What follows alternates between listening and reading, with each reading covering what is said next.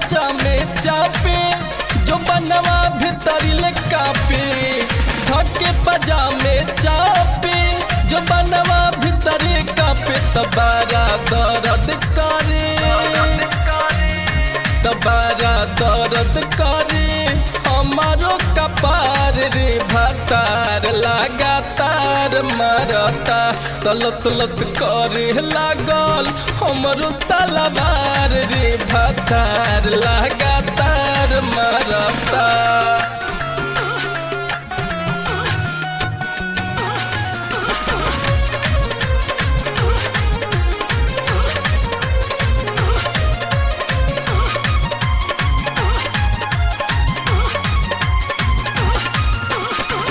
नजर गरवलत मुअना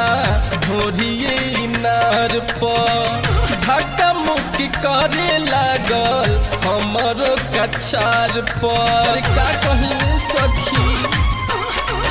नजर गरवलत मुअना ढोरिए नार पर धक्का मुक्की करे लागल हमरो कछार पर डरे करे जा कापे भीतर भीतर हाफे डरे करे जा कापे भीतर भीतर हाफे तो मुहवा मारे लागल आके बार बार रे भातार लगातार मारता तलस लस करे लागल हमरो सलवार रे भातार लगातार मारता।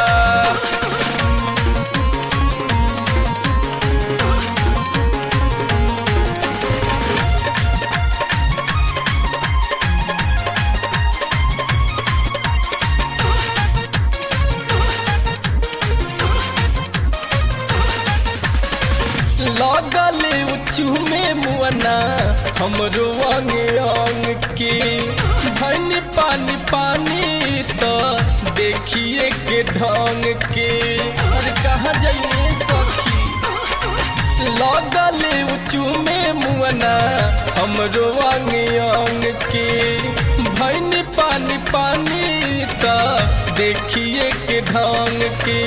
रोजे से जिया पाके ढोरिया पिता से नापे तेजिया पे रोजिया के ढोरिया पिता से नापे त एकरा मिलल बाटे गजबे बहार होल भातार लगातार मारता तलस लस करे लागल हमरो सलवार हो भातार लगातार मारता।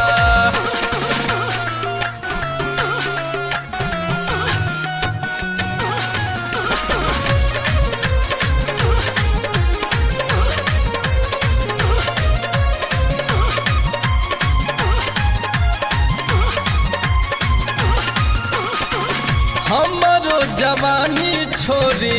भीतरी से पानी ठोपे ठोपे चुवे लागल बढ़ल परेशानी अरे हाथ नहीं हो।